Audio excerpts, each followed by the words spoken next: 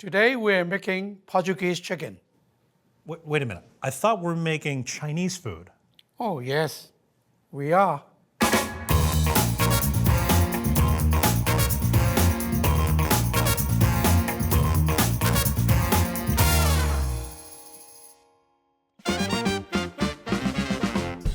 We've cooked a lot of dishes developed right here at America's Test Kitchen, but one thing we haven't done is present a recipe that was developed by my dad. And this is his version of a classic Hong Kong dish called Portuguese chicken. Yes. This is inspired the type of food in Macau. In Macau. Macau is, of course, 45 minutes west of Hong Kong, and it was a former Portuguese colony. And this particular version is a Hong Kong-inspired version of Macanese food, which has Portuguese roots here, okay? Yes. And if you've never had this, it is incredibly delicious. It's good on a lot of different types of food, right? Not just with chicken. Yes, for the fish, pork chop, spaghettis, rice. And it's a very comforting sauce. It's almost like the Hong Kong version of mac and cheese. I think every kid wants Portuguese chicken, Yes. right? But first, we interrupt this delicious recipe to tell you about our brand new cookbook. It's called a very Chinese cookbook. I wrote it with my son Kevin. It's got over 100 hand-picked recipes from street food to dim sum and even American Chinese classics. Every recipe made fail-proof from your friends at America's Test Kitchen. Get a very Chinese cookbook from the link below or from your favorite bookseller. We need to marinate the chicken first. Okay, so let's marinate the chicken. We have vegetable oil. Okay, this is a tablespoon of vegetable oil. All right, I should say this is 2 pounds of boneless, skinless chicken thighs. I think all Cantonese people prefer dark meat, Yeah, right? we love dark meat. Okay, now we've got, Cornstarch, okay, this is a tablespoon of cornstarch. That's gonna make the chicken nice and silky. Shaoxing wine, Okay, this is 2 teaspoons of Shaoxing wine. soy sauce, Okay, soy sauce. Once again, light soy sauce, not to be mistaken for low sodium soy sauce. Great. my favorite, white pepper. Okay, we always use white pepper on everything. This is a teaspoon of white pepper. Gives it that nice floral quality to it. We have salt, Okay, this is a teaspoon of table salt. sugar, Okay, and a teaspoon of granulated sugar.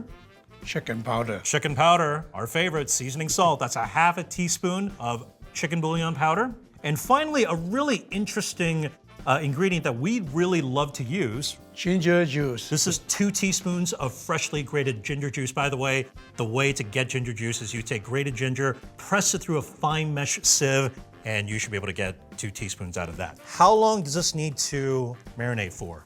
At least 30 minutes to 2 hours. Great, so we'll put this in the fridge, and now we're gonna get to the potatoes. If you make Portuguese chicken, you also need potato. Okay, so what type of potatoes are we using here? We use a red potato. Just keep it unpeeled, just cut into half. Okay, great. We've got a pot of water here, and we'll add this into it cold. And what we want is to cover it with 1 inch of water. We should also add some salt, right? Yes. Okay, this is half a teaspoon of table Yes. salt. All right, this has come to a boil. I'm gonna reduce this to a simmer. And how long will this take to cook? It's about 5 to 10 minutes. Let me show you. So you're picking up the potatoes. Insert the knife into the potato. When it came out smoothly, that means it's done. I see. Okay, we're gonna drain these and then set them aside. And now it's on to making the sauce. So we should say that this Portuguese sauce, again, not really from Portugal. It's a Chinese sauce through and through. Just made a few stops along the way. We've got a wok. This is smoking hot, so I'm gonna turn it down just a little bit. Now we need to add the oil, Okay, as always, vegetable oils. vegetable oil, This is 2 tablespoons of vegetable oil around the perimeter of the wok. add the onion, This is 1 small onion that's just been thinly sliced. And we also have salt here. Okay, this is half a teaspoon of table salt. And this doesn't take long, right? about 2 minutes. Okay, until it starts to soften just a little bit. Yes. This is something that Mom made all the time growing up.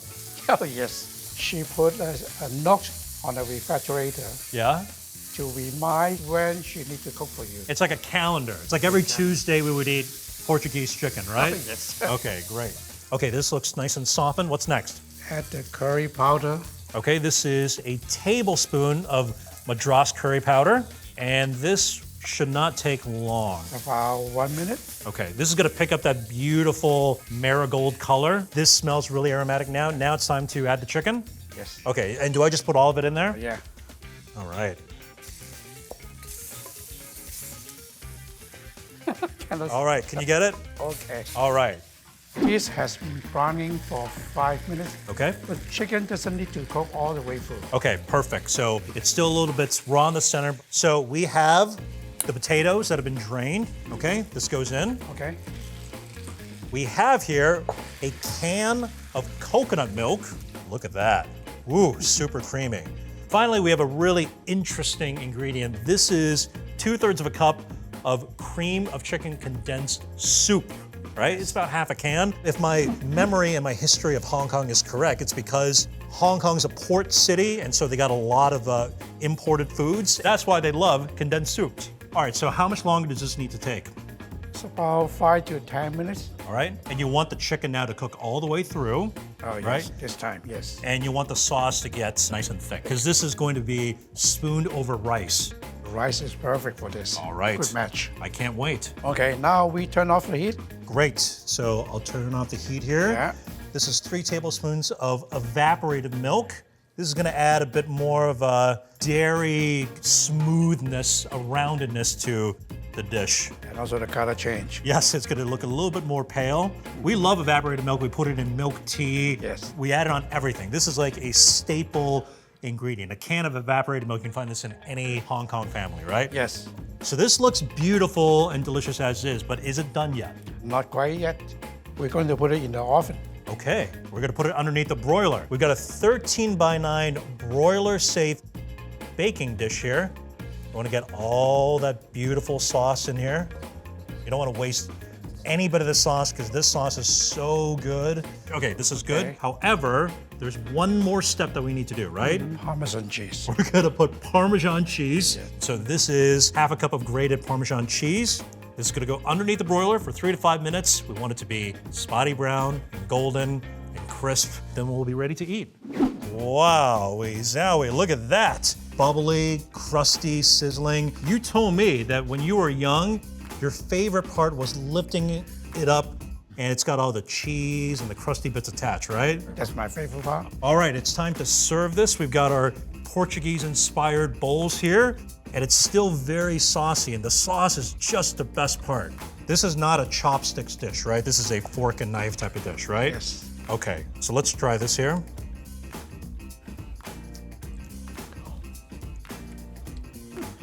That is so comforting.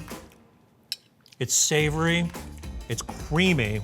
You can taste the coconut milk in there, the curry powder. The taste is very international. This is a true fusion dish. Yes. Of course, we're serving this on rice here, but if you go to Macau, they actually serve this with bread, with rolls. You can Yes. serve this with baguette if you want, right? Yes, yes. Portuguese chicken is one of my favorite takeout dishes. Really? Yes. Because my mother loved to play mahjong. So when the day she play mahjong, she will not cook. We need to call the takeout. Okay? So Portuguese chicken is one of our, and also my sister's, favorite dishes. So whenever grandma wants to play mahjong, you know, put a little bit of money on the table, that's great news for you because you yeah. know you can get Portuguese chicken. Yes. So I just gotta say, this is incredibly simple to make. It comes together super quickly. It just brings up a lot of nostalgia. This makes me think about when I was a kid again. So thank you for this dish. You're welcome. This is our favorite comfort food. What's yours? Let us know in the comments below. And for this recipe, go to americastestkitchen.com/pang or scan this QR code. Thanks for watching. Please like this video and subscribe.